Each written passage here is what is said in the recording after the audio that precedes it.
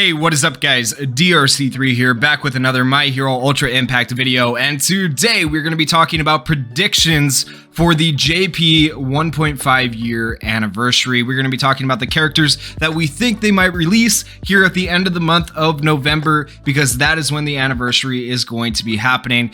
So before we even get into predictions though, we have to take a look at other gacha games. I'm going to take a look at one specifically that I have played and I know a lot of people play besides me, and that would be Dokkan Battle. Dokkan Battle is probably arguably one of Bandai's biggest gacha games they have.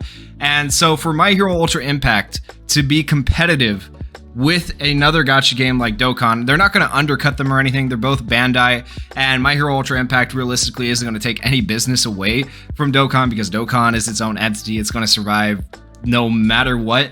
But if My Hero Ultra Impact wants people to spend some of their Dokkan money on My Hero Ultra Impact, this is especially true in Japan, where Dokkan is just massive. My Hero is actually pretty big too in Japan. But if they want people to spend money on My Hero Ultra Impact, they are going to have to release a limited character. So my first guess for a character for the JP 1.5 year anniversary is that it's going to be a limited character. No matter what, I'm pretty sure it's going to be a limited character. And as far as what that limited character might be, my very first instinct is to say it's going to be a fantasy character, okay? Specifically, Fantasy Uraraka. And I know a lot of people probably came to this conclusion too, but here's why. They already have a sprite for her in the game. She was already mentioned in the fantasy story, okay? And then also, she's one of the only fantasy characters remaining that hasn't been released yet.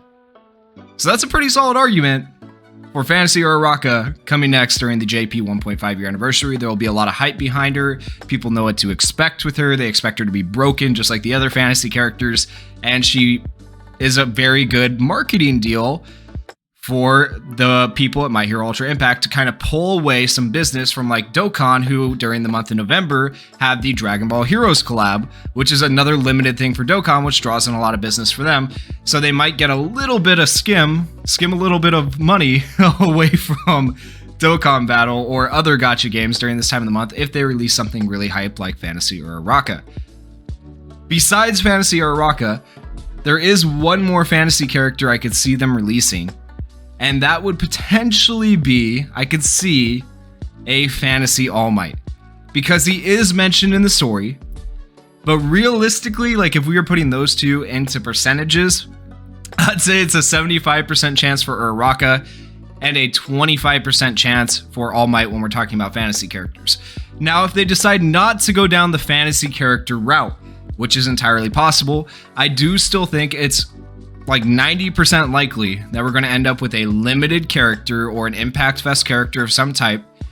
And I think that limited or Impact Fest character would be probably, this is just a guess, a movie character, okay? So if you remember a while back, we got the World Heroes Missions characters. This would be a good chance to bring them back, along with a new character from the Heroes Rising movie, which was arguably way cooler in my opinion. And like the next 10 seconds are going to be a spoiler, so if you don't want to know, skip this.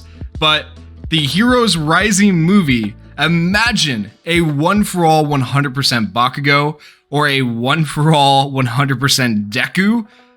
Oh my gosh, that would be such a cool unit. That'd be absolutely insane. Like absolutely ridiculous. And then besides that, if it's not a movie character, if it's not a fantasy character, there is one more option realistically I think that they might put out, but it seems very unlikely to me because it wouldn't be a limited character. It would be a general pool character. And that would be a season 6 Shigaraki. Honestly, I see this happening more around December, where they can ride the hype of the anime. The anime will be really big around December and get a lot of money for a season 6 Shigaraki around that time. But you never know. They could release it for the 1.5 year anniversary. It's hard to say. Okay? Last year, during this time, they released Red All Might. Red All Might was the half-year anniversary reward, and that was a general pool character.